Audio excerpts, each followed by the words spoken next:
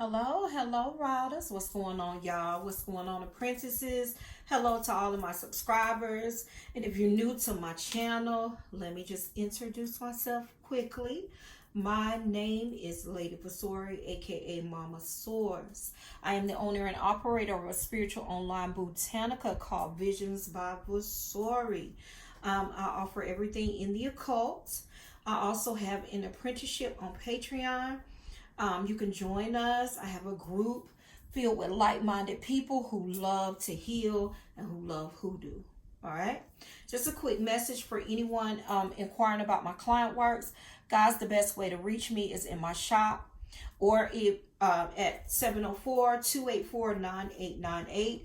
Or if you are interested in my apprenticeship program, please message me on the shop or go to Patreon. It's called Hoodoo Spiritual Full Spectrum Apprenticeship.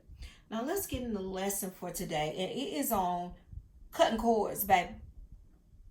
Cutting cords, cutting cords, cutting cords, cutting cords, cutting cords. Everywhere we go, we are constantly creating energetic connections with other people through social exchanges in our daily lives, y'all. And for those on the empath spectrum, like myself, for those who hold on to shit too long, total strangers are compelled to connect with you. Total strangers are compelled to connect with us if you are empathic, because we are a beacon to those in need of empathy. It is a blessing and a curse. It is a double-edged sword.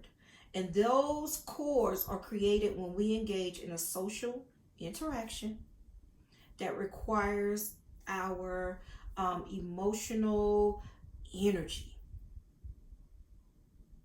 I connect daily. If it's from my apprenticeship, my social media, my messaging site, my client works, I'm going to connect to somebody daily. And often cord cutting is necessary for your well-being too. I cut cords, baby. I cut them hot and heavy. It's a practice for me. Every full moon, I'm going to cut something. Cord cutting rituals are practices that help you sever the energetic ties that bind you to other people. It severs energetic ties that bind you to situations or things that are harmful to you, things that are draining to you, or things that no longer serve you. Okay? We be holding on to too fucking much. By cutting these cords, you can free yourself from negative emotions, attachments, and patterns that may be holding you back in your life. And this is why you can't find your spiritual place. This is why. We be holding on to shit that we need to have been let go. Way back ago. Now, cords, I can't say they vary in strength, okay? Cords created between us and other individuals always will vary in strength, okay? Let's just say the more we engage with someone emotionally and the closer we become, the stronger the energetic link or cord will be. Okay? This bond allows those on the empath spectrum, such as myself, it allows me to gain greater information at a more rapid rate about an individual. I pay attention. And when it allows you to do that, you do it through your feeling, baby. And first, let's talk about the thing that is the biggest on the spectrum: toxic relationship cords. Toxic people. I've been there. I've healed from that. That's where I came from. Because the connection between family members, the connection between you and your partner, you and your loved one, your children, your close friends, they're typically the strongest and the most complex emotional bonds that we will carry. Okay? Very complex. And I get it. Therefore, it can be extremely difficult to sever a toxic relationship with those closest to you, no matter how bad the situation is, no matter how bad it gets. I'm from that. I cut energetic cords with a lot of my family members, my mom as well. So if I could do that, good news. You are in total control of it, baby. That's the best news of the century. You are in control of who has your energy, who you give your energy to. Now, if you ask me, how often should you practice cutting cords from people? You ask me that. I'm going to say cord cutting can be, and it's most beneficial when it's done every day. Every day. If you have a morning or bedtime routine or ritual, work it into that. When you first take or start it, you can take about 15 to 30 minutes to complete. But once you get the hang of it, you'll be able to do it more quickly. You'll be able to, oh, you got that kind of energy. Done. For real. Okay? Y'all got to know how to do it. I usually do it now every full moon, but it's a daily fucking ritual, y'all. Energy transmutation. That's another thing. Have you ever walked into a room and noticed someone upset and you wish you could lessen their pain? You wish you could calm someone who is angry or agitated, or you always trying to offer that resolution, be that listening ear, be that shoulder to cry on, be that person that gets that heavy energy. You always want to make someone smile who's having a bad day. For the empath spectrum, the gifted ones, energy transmutation is truly possible, okay? Transmutation means you can take your feeling, you always happy, and you're going to transmute it onto that person, okay? Now, I can say while cutting cords is very effective, it isn't always practical too when you're out and about. Baby, I cannot tell you how many times me and my husband go somewhere and people on the empath spectrum, such as myself, I have the ability to transmute negative energy into positive. Somebody having a bad day, I control energy. I used to be told that all the time at my old job. My energy moves the room.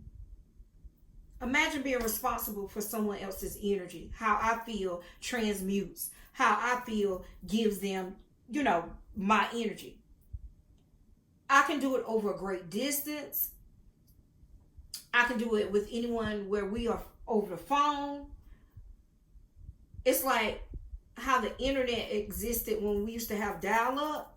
Even though you're connected, the individual that is reaching out to you, or in this case, energies between you and that thing or that person, it's like slower to transfer. So if you're an empath, you kind of slowly do it. But I'm telling you, the fastest transfers of energy take place when two people are in the same place at the same time. I hope that makes sense. I hope I'm saying that right. Okay? Within transmutation, it is great for temporary relief. Transmutation, when you pull in somebody else's energy, it's very temporary. But you can also do healing modalities such as Reiki is good. Spiritual healing or spiritual counseling can be obtained as well. And this is also not to substitute for professional help at all from a medical doctor or a psychiatrist of any kind. I do not do that. If you're having issues, then seek the correct work. But if we're talking about transmutation, healing energies, cutting cords, I'm your girl. Now, I'm going to also give you cases where transmutation isn't advised, is when you have deep emotional wounds. Do not employ any technique in the instance of those with codependent people or codependent people with codependent tendencies. If you have a codependent tendency, you may be better off employing a different method called energetic grounding. You need to ground yourself. You need to work on your root chakra before any transmutation, okay? Because you can feel very uncomfortable within it. If you are dealing with your own woes and you are trying to transmute energy or pull from someone else's energy, that's a sign that you aren't ready in some way to undertake the process. You are not ready. And people say, well, how do I know? Bitch, you know if you ain't healed. This takes practice, baby. You can't just jump from one thing and jump all the way over the rainbow and think you got it. It's steps. And the process of transmutation takes a lot of energetic focus. It takes a lot of concentration. It can wear you out if you are not well practiced, such as myself. This is why I rest daily, y'all. Sometimes my apprentices be like, Mama ain't seen you. I have to re-energize because I give so much of my energy to things, and I can do it over social media, over the phone. So it takes time. It's very intense. And you have to reset often. Y'all, I have practiced cord cutting and energy transmutation for years. And I have seen it work lots of times. Lots. Please don't get discouraged if you get, or don't get discouraged if you don't get your desired results the first time. Keep trying at it. And I guarantee you'll hit the mark. I guarantee it. I guarantee it, y'all. You just got to do the work, and it's daily. How to protect yourselves from others' negative energy. How? I'm going to give y'all a couple of ways. Because y'all know I'm big on this. And baby, my family members negative to the 10th power. And I cut it. Keep your own power. That's number one. Keep your own power. Stay positive in all things. Ignore the perpetrator. Ignore that person. Release the call. Give the silent treatment. Move to a different space if you are in the home with that person. When you move to a different space, that person is in your face, look away from the person. Don't engage. Use imagery and give the negative energy back. Bitch, I will match your energy.